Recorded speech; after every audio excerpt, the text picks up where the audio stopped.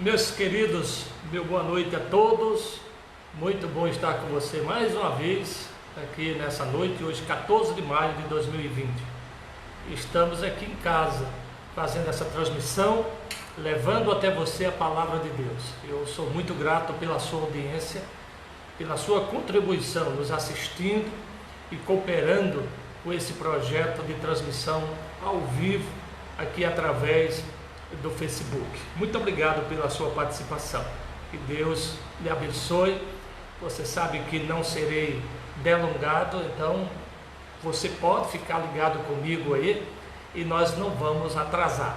Obrigado por todos vocês aí que já manifestaram, que estão participando. Boa noite, Mano. Boa noite, Zênia. Boa noite a todos vocês que me dá essa grande honra de estar junto comigo. Sinto-me abraçado. Sinto-me não apenas alguém solitário, mas alguém acompanhado de pessoas tão queridas e que me assistem nessa hora. A Edna fez aniversário ontem. Obrigado, Thelminha, pela sua audiência. Obrigado a todos vocês. Tá bom, queridos? E nessa noite em especial traremos um tema muito bom. Falaremos sobre o peso das decisões, as lições de um filho pródigo. Então é uma mensagem muito própria, muito importante para nós, que está dentro desse tema geral sobre decisão. Viu? Muito obrigado. Boa noite, meu irmão J. Roque, minha irmã Arlete. Boa noite para vocês também. Obrigado aí pela sua audiência. O Janaildo. Muito bem, meu irmão querido. Deus te abençoe, missionário aí, o Luiz e os demais eu vou falando depois. Vamos ao texto então? Eu convido você a acompanhar a leitura no Evangelho segundo Lucas, do capítulo de número 15, aonde, juntamente com as duas parábolas, compõem o corpo desse tema de decisões, mas não só, mas daqueles que foram perdidos e foram encontrados e teve a sua alegria restaurada. No capítulo 15, no versículo do 11 ao 20, o texto assim se refere: e disse, um certo homem tinha 2 filhos, e o mais moço deles disse ao pai: pai, dá-me a parte da fazenda que me pertence. E ele repartiu por eles a fazenda. E poucos dias depois, o filho mais novo, ajuntando tudo, partiu para uma terra longínqua, e ali desperdiçou a sua fazenda, vivendo dissolutamente. E havendo ele gastado tudo, houve naquela terra uma grande fome, e começou a padecer necessidades. E foi, e chegou-se a um dos cidadãos daquela terra, o qual o mandou para os seus campos a apacentar porcos. E desejava encher o seu estômago com as bolotas que os porcos comiam, e ninguém lhe dava nada. E caindo em si, disse: quantos trabalhadores de meu pai têm abundância de pão, e eu aqui pereço de fome. Levantar-me-ei, e irei ter com meu pai, e dir-lhe-ei: pai, pequei contra o céu e perante ti, já não sou digno de ser chamado teu filho, faze-me como um dos teus trabalhadores. E levantou-se, foi para seu pai, e quando ainda estava longe, viu o seu pai, e se moveu de íntima compaixão, e correndo lançou-lhes ao pescoço e o beijou. Nós vamos ficar por aqui, queridos, e vamos a uma breve explanação desse texto e uma aplicação na nossa vida. Hoje estamos falando sobre o peso das decisões e as lições de um filho pródigo. Muito do que estamos sofrendo hoje é resultado de decisões que tomamos nos anos que passaram. As decisões, elas não são neutras, elas trazem benefícios ou prejuízos. Portanto, tomá-lo acertadamente fará da nossa vida uma vida melhor. É muito importante, queridos, pensar sobre esse tema, porque nós estamos tomando decisões a todo instante. Algumas são como trocar de roupas, não trazendo grandes consequências por errar na escolha. Mas outras decisões trazem consequências bem maiores e precisamos estar atentos a elas. Veja que o contexto da parábola do filho pródigo está inserido em mais outras duas. A parábola da ovelha perdida A ovelha perdida sabe que está perdida, mas não tem força para voltar. Ela precisa que o pastor vá lá, coloque sobre os ombros e a traga de volta. Foi alguém que se ausentou e foi pouco a pouco se distanciando, e quando pensou em voltar já não dava conta mais. Está dentro também do grupo da dracma perdida, uma moeda que foi perdida, e como um apólogo de um objeto inanimado, estava perdido, mas não sabia que estava perdido, foi perdido por alguém e nem podia voltar e nem sabia o caminho de volta. E aí vem a parábola do filho pródigo. Essa é a parábola que fecha essa resposta de Jesus, essa resposta para todos nós, não só para aqueles ouvintes que eram judeus, escribas e fariseus, que não entendiam e não aceitavam alguém que para eles eram pecadores, para eles que eram irresponsáveis, poder voltar e ser recebido pelo Pai, principalmente com grandes festas como essa e com muita alegria. Então vamos acompanhar comigo? Vamos acompanhar e aplicar isso no nosso coração nessa noite e ver que lições poderemos tirar dessa história. A primeira que eu quero aplicar para você é o cuidado com as decisões em momentos de crise. Esse jovem moço está em crise com a sua própria vida, com a sua própria existência. Em um momento de lucidez, resolve pedir tudo antecipadamente ao pai, através da herança. Ele era o filho mais novo, então ele, na verdade, o mais velho tinha a porção dobrada, a herança era dobrada, porque era o filho mais velho que tinha a responsabilidade de ficar cuidando dos pais na sua velhice. E então o mais novo recebia apenas um terço dessa herança. E ele nessa crise existencial, imaginando que poderia já desfrutar de algo no presente que viria apenas a desfrutar no futuro. E eu acredito que os jovens se precipitam muito em decisões apressadas de querer desfrutar de coisas que só serão desfrutadas no futuro. Jovens que já querem dirigir quando ainda não alcançou a maioridade, jovens que se envolvem com sexo quando ainda não tem maturidade para lidar com isso. Seriam coisas desfrutadas em um futuro de uma forma adequada, mas já fazem antecipadamente. E o resultado disso, muitas vezes, queridos, são sofrimentos. É certo que tem uma hora do jovem sair. O jovem vai sair porque casou, por um trabalho que se fixou em um lugar, mas não pode sair de qualquer jeito. E esse jovem então decide na sua juventude tomar uma decisão: pai, me dá o que é meu e eu vou embora. E o texto diz que o resultado é sofrimento, porque ele vai gastar tudo que recebeu e não lhe resta mais nada, além da dor e do fracasso que experimenta a cada dia. Seduzido pela esperança de desfrutar antecipadamente as coisas que viriam no futuro, ele então decide fazer hoje, e o resultado disso é muito sofrimento. Então a primeira coisa que eu quero dizer: cuidado com as decisões em momentos de crise. Então, se você não está bem emocionalmente, se você não está numa tranquilidade necessária para tomar decisões, aguarde mais um pouco. É sempre bom esperar mais um pouco. A segunda, então, ligada a essa: não saia de casa de qualquer jeito. Como eu falei antecipadamente, um dia, na sua maioria, os filhos vão sair de casa, sejam porque encontraram uma pessoa para casar, e então esse casamento agora constitui uma nova família e ele sai, ou porque encontrou um trabalho que exige dele estar em outra localidade. Eles vão sair, mas não de qualquer jeito. Vão sair pelo motivo, o motivo claro, o motivo justificado, racional, que o leva a sair de casa para alcançar outros objetivos. Então nós não podemos sair de casa de qualquer jeito.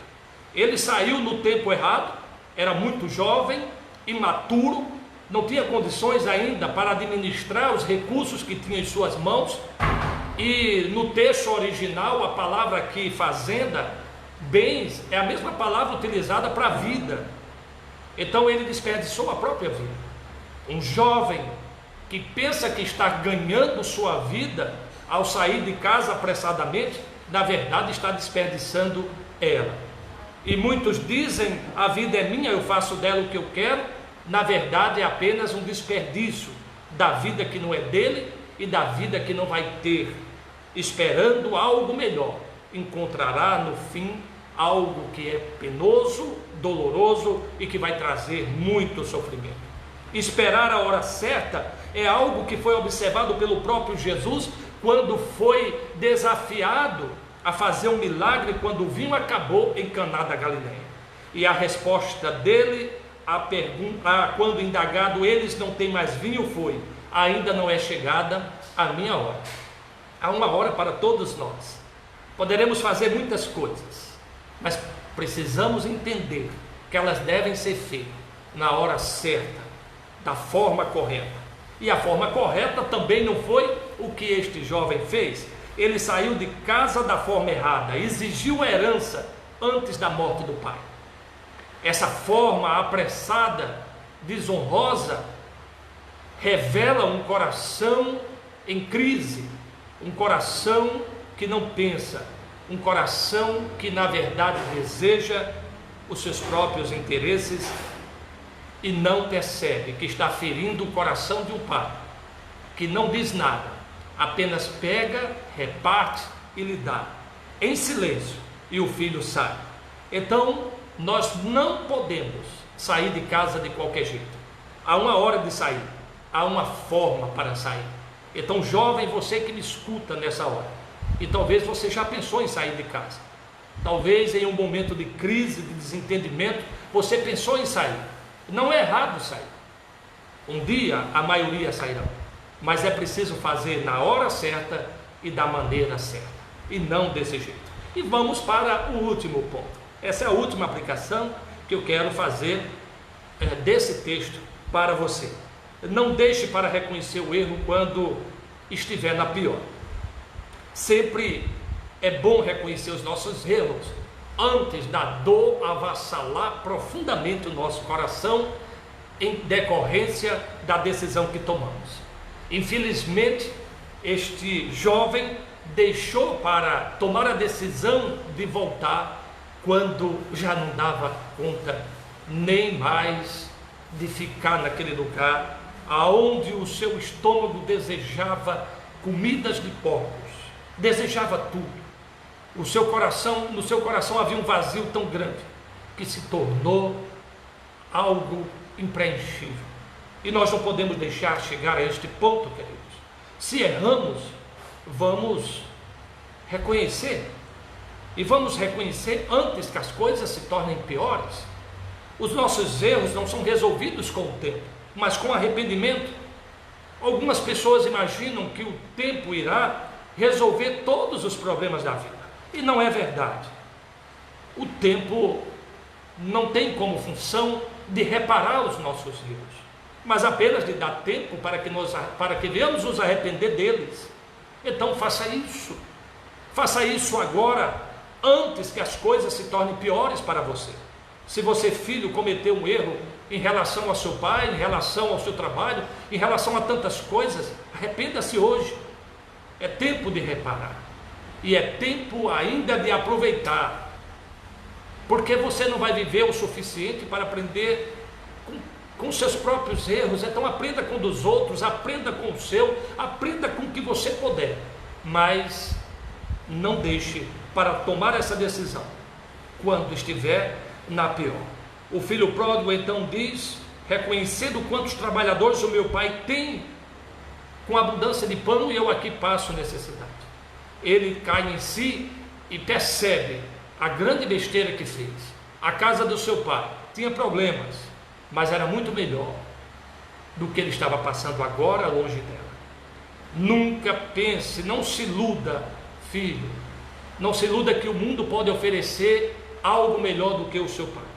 Eu sei que nós às vezes enfrentamos dificuldades dentro de casa, mas é um lugar aonde há aconchego, apesar das dificuldades. Lá fora é diferente, lá fora o mundo é cruel. Então, nessa noite, meus amados irmãos, falamos sobre o peso das decisões, aprendendo com o filho pródigo, lições de um filho pródigo. Aprendemos que devemos ter cuidado com as nossas decisões em momentos de crise. Aprendemos também que não devemos sair de casa de qualquer jeito. Há uma forma correta e um tempo certo para fazer isso. E por fim, aprendemos que não devemos deixar para reconhecer o erro quando estamos na pior. Reconheça antes, vai ser muito melhor. Então, meus queridos, nessa noite, transmitimos essa mensagem de Deus para o seu coração. Não desperdice ela como fez o filho pródigo com os bens que receberam do seu pai. Essa palavra é uma grande herança. Essa palavra é um grande bem na sua vida. Aproveite ela hoje, não desperdice, porque ela trará para você uma grande bênção e evitará grandes sofrimentos na sua vida. Obrigado pela audiência querida, obrigado por você que esteve conosco. É sempre bom saber que você está deste lado. Além de tantas pessoas que eu já citei, vi a nossa querida irmã Rosemary Rocha, nossa irmã Rose, aí distante nessas regiões desse país, e que está também nos ouvindo. Que Deus abençoe. Um abraço, minha irmã querida, para o nosso querido irmão presbítero Geraldo, um irmão tão querido e que tanto contribuiu no nosso ministério. Que Deus te abençoe, minha irmã. Deus te abençoe poderosamente. Eu sei que você tem um filho distante, tem filha distante, mas eles estão ali cumprindo a sua missão do tempo certo, na hora certa, e não da forma que muitos fazem.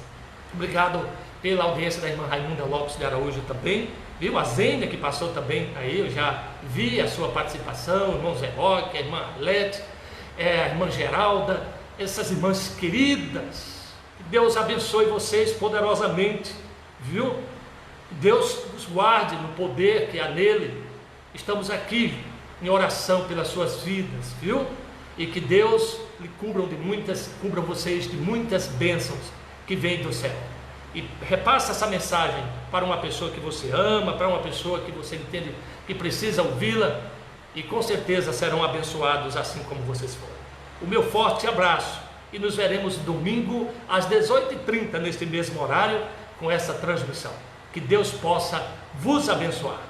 Fiquem com Deus, e eu quero orar.